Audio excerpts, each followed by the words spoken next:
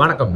துரந்தர் 2 படத்தை பார்த்து நம்ம வந்து ரிவ்யூ பண்ணியிருந்தோம். துரந்தர் 1 பற்றியும் பேசியிருந்தோம். துரந்தர் 2 பற்றி பேசுகிறப்போ ஒரு படமாக வந்து சூப்பராக ஒர்க் அவுட் ஆயிருக்கு. என்னை பொறுத்த வரைக்கும் துரந்தர் 1ஓட 2 சூப்பராக இருக்குது, பேக்டா, எனக்கு பர்சனலாக பிடிச்சிருக்கு அப்படிங்கிற ரிவ்யூ சொல்லியிருந்தோம். அதுக்கு ஏற்ற மாதிரியே வந்து ஆஹா நம்ம பாட்டு சொல்லிட்டோமே, வேறு மாதிரி ரிசல்ட் வந்துட போகுதுன்னு பார்த்தா வந்து ஃபர்ஸ்ட் ஷோ பார்த்தேன் நான். அதனால் எனக்கு அவ்வளோ ஃபீலிங்ஸு. நான் எதிர்பார்த்த மாதிரியே படம் செம்ம ஹிட்டு. 4 மணி நேரம் போனதே தெரியல.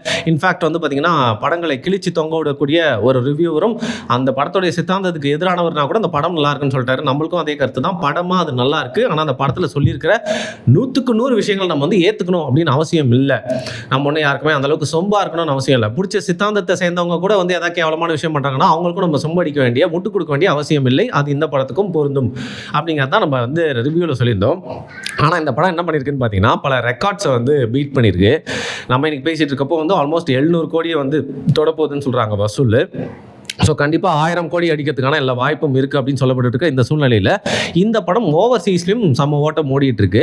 குறிப்பாக யாரை பற்றி நம்ம வந்து பேசியிருக்கோமோ அவன் வந்து கொஞ்சம் ஒட்டு கேட்கணும், இல்லை வந்து மறைஞ்சிருந்தால் நம்ம என்ன அவனை பற்றி பேசுகிறோன்னு பார்ப்பாங்கிற மாதிரி ரொம்ப ஆசையாக இந்த படத்தை வந்து பார்த்திங்கன்னா எந்த நாட்டுக்கு எதிராக எடுக்கப்பட்ட மாதிரி காட்டியிருக்கோ இந்த படம், அந்த நாட்டை சார்ந்தவர்களே இந்த படம் பார்க்கணும்னு சொல்லிட்டு ரொம்ப ஆசைப்பட்டிருக்காங்க. அதனால் அந்த நாட்டில் அந்த படம் ஆல்ரெடி சொல்லி வச்ச மாதிரி தடை செய்யப்பட்டிருந்தாலும் டவுன்லோடுகளை போட்டு இல்லீகலாக வந்து பார்த்திங்கன்னா என்னென்ன மீன்ஸ்லாம் இந்த படத்தை பார்க்க முடியுமோ இந்த படம் வந்து பாகிஸ்தானில் வளம் வந்துட்டுருக்கு. ஒரு பெரிய ரெக்கார்டை ஏற்படுத்தின மட்டும் இல்லாமல் ரன்வீர் சிங்கோடைய ராஜ்யம் பாலிவுட்டில் ஸ்டார்ட் ஆக போகுது அப்படின்னு பார்த்தீங்கன்னா பாலிவுட் திரைவட்டாரத்தில் வந்து பேசிகிட்டு இருக்காங்க. ஸோ இவ்வளோ நாள் வந்து கொடி கட்டி பறந்துட்டு இருந்த ஹீரோஸோடைய டைமை முடிச்சுட்டு ரன்வீர் சிங் தன்னுடைய ஆட்சியை ஆரம்பிக்கலாம் அப்படின்னு ப்ரெடிக்ட் பண்ணப்படுது. இந்த சூழ்நிலையில் தான் வந்து பார்த்தீங்கன்னா நம்ம சூப்பர் ஸ்டார் ரஜினிகாந்த் வந்து இந்த படத்தை பற்றி ப்ரைஸ் பண்ணி ஒரு ட்வீட் ஒன்று போடுறாரு. அந்த ஹிந்தி வேர்ட்ஸ்லாம் யூஸ் பண்ணி நிஜமே ஆத்மார்த்தமாக இந்த படத்தை வந்து பாராட்டியிருக்காருன்னு தெரியுது. பார்த்துட்டு எல்லாருக்குமே பிடிச்ச மாதிரி அவருக்கும் இந்த படம் வந்து பிடிச்சிருந்தது. ஸோ பொதுவாக ரஜினிகாந்த் அவர்கிட்ட வந்து ஒரு ஃபார்மேட் இருக்கும். ஒரு படத்தை பார்த்தாரு, அவருக்கு ரொம்ப பிடிச்சிருச்சு அப்படின்னா வந்து பார்த்தீங்கன்னா டக்குன்னு அந்த இயக்குனர் கூப்பிட்டு தோளில் கை போடுவார், இல்லை ஒரு ட்வீட்டை போடுவார். அதுக்கு என்ன அர்த்தம் அப்படின்னா வந்து எனக்கு ஏதாவது ஒரு கதை இருக்கா அப்படிங்கிற மாதிரி கேட்குறாருன்னா அர்த்தம். கேட்டாலும் ஒன்றும் தப்பு இல்லைங்க. இவ்வளோ நாள் நடிக்காத கமல் கூடயே திருப்பி சேர்ந்து நடிக்கிறப்போ தன்னுடைய கேரியரோட இறுதி நாட்களில் இருக்காரு, அதாவது பிரைமில் இருக்காருன்னு நல்லா தெரியுது. அப்படி இருக்கிறப்போ ஆதித்யதார் மாதிரி ஒரு டேரக்டர் வந்து ரஜினி கூட சேர்ந்து ஒரு படம் பண்ணார்னா, துரந்தர் மாதிரி ஒரு மாஸ் படம் வந்துச்சுன்னா பேன் இண்டியன் மூவி ரஜினி அவர்கள் நடிச்சாருன்னா ரொம்ப நல்லா தான் இருக்கும். ஸோ பார்த்து எதாவது பண்ணிவிடுங்கப்பா.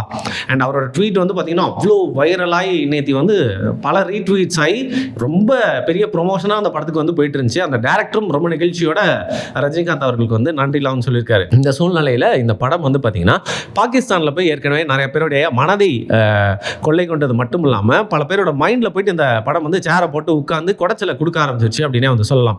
ஸோ பேசிக்கலி இந்த படத்தில் என்ன காமிச்சிருப்பாங்க அப்படின்னா வந்து பாகிஸ்தானில் இந்திய உளவாளிகள் போயிட்டு எப்படி பாகிஸ்தானோட அரசியலை மாற்றுறது மட்டும் இல்லாமல் அங்கே இருக்கக்கூடிய தீவிரவாதிகளை எப்படி நியூட்ரலைஸ் பண்ணுறாங்க, முடிச்சு விட்றாங்க அப்படிங்கிற மாதிரி வந்து காட்டியிருப்பாங்க.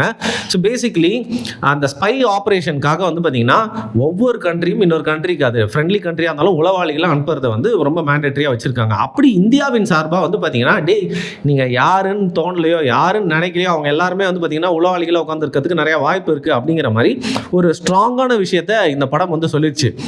இதை நம்ம இந்தியாவிலேருந்து பார்க்குறப்போ வேறு ஒரு பாயிண்ட் ஆஃப் வியூவில் இருக்குது. பட் பாகிஸ்தான்லேருந்து பார்த்தீங்க அப்படின்னா வந்து இந்த படம் ரொம்ப டைட்டாக எடுக்கப்பட்டதுனாலையும் ரொம்ப ஒர்க் அவுட் ஆகிற மாதிரி எடுக்கப்பட்டதுனாலையும் பார்த்தீங்கன்னா வந்து ஒரு பெரிய சந்தேகமே வந்து பாகிஸ்தானில் முக்கியமாக எல்லா மக்களுக்குமே வந்துருச்சுன்னு சொல்லலாம்.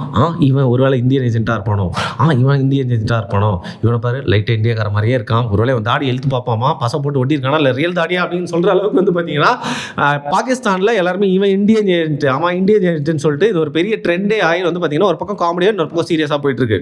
இது பொதுமக்களுக்கு மத்தியில் மட்டும் இல்லைங்க, பாகிஸ்தான் அரசாங்கம் இந்த படத்தால் ரொம்ப குழம்பி போயிருக்கு அப்படின்னே வந்து சொல்லலாம். குறிப்பாக அவங்களோட உளவுத்துறையை வந்து கேள்வி கேட்கும் விதமாக, கேலி செய்யும் விதமாக, அது மட்டும் இல்லாமல் இந்தியாவுடைய உளவுத்துறை வந்து ரொம்ப பிரில்லியண்ட்டாக செயல்படுற மாதிரி நிறைய விஷயங்கள் காட்டினதுனால, அது மட்டும் இல்லாமல் தீவிரவாத நடவடிக்கைகள் இந்தியாவில் ஏற்பட்ட பல தாக்குதலுக்கு பாகிஸ்தான் வந்து கூடவே இருந்து செயல்பட்டுருக்கு, முதுகில் குத்திருக்காங்க அப்படிங்கிறது இந்த படத்தில் காட்டினதுனால வந்து பார்த்தீங்கன்னா பாகிஸ்தான் அரசாங்கம் இந்த படத்தை வந்து ஜல்லடை போட்டு பார்த்து நிறைய விஷயங்கள் வந்து என்ன புரிஞ்சிருக்காங்கன்னா இந்தியன் ஏஜென்ட்ஸ் இன்னும் பாகிஸ்தானுக்குள்ளே இருக்கலாம். ஆல்மோஸ்ட் ஆப்கானிஸ்தான் சைடாக இருந்தாலும் சரி, இல்லை பிரச்சனைக்குரிய வந்து பஞ்சாப் சைடாக இருந்தாலும் சரி, எல்லா இடங்களிலுமே இந்தியன் ஏஜென்ட்ஸு உலாவாரது மட்டும் இல்லாமல் முக்கிய பதவிகளில் வந்து உட்காந்துருக்கலாம். இது இப்போ இல்லைங்க, நம்மளோட 1950s வந்து பார்த்தீங்கன்னா மாற்றி உங்களோட உளவாளிகளை இங்கே இம்ப்ளான்ட் பண்ணுறது, நம்ம உளவாளிகளை அங்கே இம்ப்ளான்ட் பண்ணுறது, இது மாதிரி விஷயங்கள்லாம் நடந்து தான் இருக்குது. பட் இந்த படம் வந்து இன்னும் பயத்தை வந்து பெருக்கிருச்சு. அது எந்த அளவுக்கு பெருக்கிருச்சுன்னு பார்த்தீங்கன்னா எல்லா ஊர்லேயும் பிச்சைக்காரன் இருப்பாங்க. சரி விடுங்க, எல்லா ஊர்லேயும் பிச்சைக்காரன் இருப்பாங்கன்னு தெரியல. இந்த மாதிரி பிச்சைக்காரர்கள் இருக்கக்கூடிய நாட்களில் வந்து பார்த்திங்கன்னா வந்து இப்போ இந்தியாவிலேயே வந்து பிச்சைக்காரர்கள்லாம் வந்து ரோட்டில் உட்காந்துருப்பாங்களே, அதுமாதிரி பாகிஸ்தானில் ஒரு பிச்சைக்கார ஒரு ட்ரெஸ்ஸை போட்டு நிறைய பேர் வந்து ரோட்டில் உட்காந்துருக்காங்களே, அவங்களெல்லாம் கூப்பிட்டு அவங்ககிட்ட இருக்க சில்லறையெல்லாம் வந்து தூக்கி போட்டு அவனே கவுத்து வந்து பார்த்திங்கன்னா காலி ஒண்டி மாதிரி ஆட்டி பார்க்குறாங்களாம். அதாவது வந்து சோதனை போட்டு பார்க்குறாங்க. அந்த அளவுக்கு அங்கே ஆதரவற்றோர் அப்படிங்கிற மாதிரி இருக்கவங்க, பிச்சை எடுத்து கொண்டு இருப்பவர்கள் எல்லாரையுமே வந்து கூப்பிட்டு போய் விசாரிக்கிறோம் அப்படின்ற பேர் வழியிலன்னு, நீ இந்திய உளவாளியா, நீ பிச்சைக்காரன்றதுக்கு என்ன ஆதாரம் இருக்கு அப்படின்னு கேட்டா, ஐயா சாமி இதாங்க என்னோட ஒரே ஆதாரம் அப்படின்னு சொல்லிட்டு அவனை வந்து பிச்சை எடுத்து காட்டியிருக்கான்.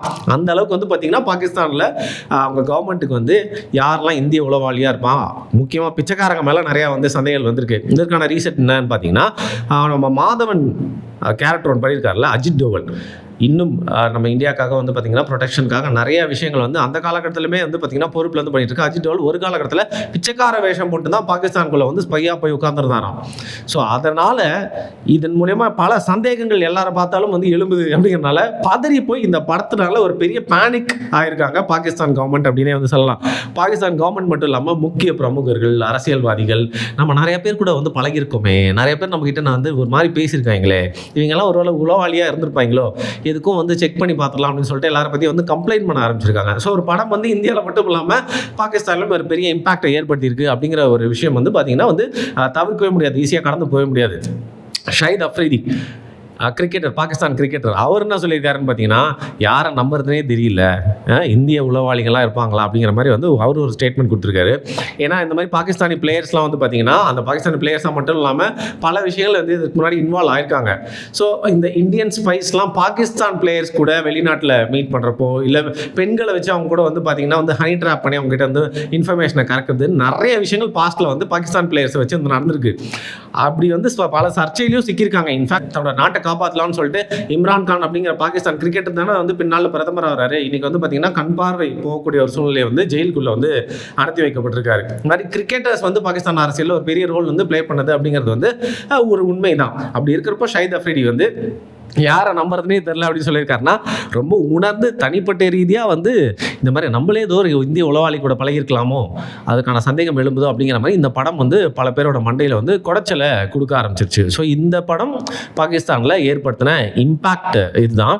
இது மட்டும் இல்லாமல் இன்னொரு விஷயமும் இந்த படத்தை பற்றி என்ன சொல்கிறாங்க அப்படின்னா, எங்க மொக்கையான ஃப்ரான்ச்சைஸ்க்கே வந்து செகண்ட் பார்ட்லாம் எடுக்கிறாங்க, இந்த படம் வேறு போட்டுன்னு இருக்குது, இப்போ வரைக்கும் செகண்ட் பார்ட்டோட முடிக்க மாட்டாங்க. அது மட்டும் இல்லாமல் கடைசியில் இந்த படம் முடிஞ்சது அப்படிங்கிறது ஒரு ஓப்பன் எண்டிங் மாதிரி தான் வச்சிருக்காங்க. அதனால இந்த படம் தேர்ட் பார்ட் மட்டும் இல்லை, இது தொடர்ந்து போயிட்டே இருக்கிறதுக்கான நிறைய வந்து வாய்ப்பு இருக்கு. ஏன்னா இந்தியா பாகிஸ்தான் மட்டும் இல்லாமல் இந்தியாவுக்குள்ள பயங்கரவாத நடவடிக்கை அப்படிங்கிறது வந்து பார்த்தீங்கன்னா இந்த படத்தில் காட்டினது மட்டும் இல்லாமல் இன்னும் நிறைய இன்ஸ்டன்ஸில் நிறைய சுச்சுவேஷனில் நடந்திருக்கு. அதெல்லாம் காட்டி இந்த ஃப்ரான்ச்சைஸை உயிரோடு வச்சுக்கிறதுக்காக, அது உயிர்ப்போடு வச்சுக்கிறதுக்காக வந்து பார்த்தீங்கன்னா இப்போவே ஆதித்யதார் வந்து தேர்ட் பார்ட்டுக்கான அடியை வந்து போட்டுட்டாரு. ஸோ நீங்கள் நினைக்கிற மாதிரி இந்த படம் வந்து இந்த பார்ட்டோட முடிய போகிறதில்ல அப்படின்னு சொல்லியிருக்காங்க. எது எப்படியோ இந்த படத்தை பற்றி வந்து நம்மளோட திமுகலேருந்து ஒருத்தங்க என்ன பண்ணாங்கன்னு பார்த்தீங்கன்னா, வழக்கறிஞர் அணியிலிருந்து தேர்தல் கோட் ஆஃப் கான்டாக்ட் வந்து வந்துருச்சு.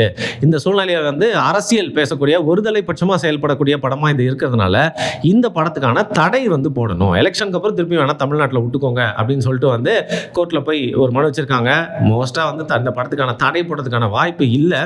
ஸோ அதற்கு மைண்டில் அவங்க டக்குன்னு விளையாட கேம், திமுக என்ன ஒரு கேம் விளையாட ஆரம்பித்தாங்கன்னு பார்த்தீங்கன்னா வந்து ஜனநாயகன் படத்துக்கு வந்து தடை போட்டாங்க பாருங்கள். ஆனால் இந்த படத்துக்கு வந்து தடை பண்ண மாட்டாங்க. இது வந்து ஒரு சங்கி படம், வந்து இது வந்து வெறுப்பு பிரச்சாரம் பண்ணுது, பிரிவினை பேசுது, சிறுபான்மையினர் வந்து பயமுறுத்துதுன்னு சொல்லிட்டு கண்டிப்பாக இந்த படத்தில் நிறையா வெறுப்பு இருக்குது. சிறுபான்மையினர் வந்து அச்சுறுத்தும் விதமாக சில விஷயங்கள், காட்சிகள்லாம் வைக்கப்பட்டிருக்கு. இந்த படத்தை பார்த்துட்டு வந்து ஒரு சிறுபான்மையினர் சமூகத்தை பார்த்தா வந்து ஒரு வெறுப்போடு பார்க்கக்கூடிய சூழ்நிலை இந்த படத்தில் வாழைப்பழத்தில் ஊசி ஏற்றுற மாதிரி சில சீன்ஸ்லாம் வச்சுருக்காங்கன்றது உண்மைதான். ஆனால் திமுக ஒன்றும் அவ்வளோ ஒழுக்கமான கட்சி இல்லை, அவங்களும் இதை வச்சு அரசியல் பண்ண தான் பார்க்குறாங்க. நம்மளோட பார்வை என்னென்னா, இந்த படத்தை வந்து ரெட் ஜெயண்ட் மூவிஸ் வந்து டிஸ்ட்ரிபியூட் பண்ணுறதுக்கான வாய்ப்பு கிடைச்சிருந்தா இந்த படத்தை டிஸ்ட்ரிபியூட் பண்ணி லாபம் பார்த்தது மட்டும் இல்லாமல் இந்த படத்துக்கு எந்த ஒரு பிரச்சனையுமே வராமல் ஒரு அரணார்ந்து செயல்பட்டுருப்பாங்க திமுக அரசாங்கம் அப்படிங்கிறது தான்.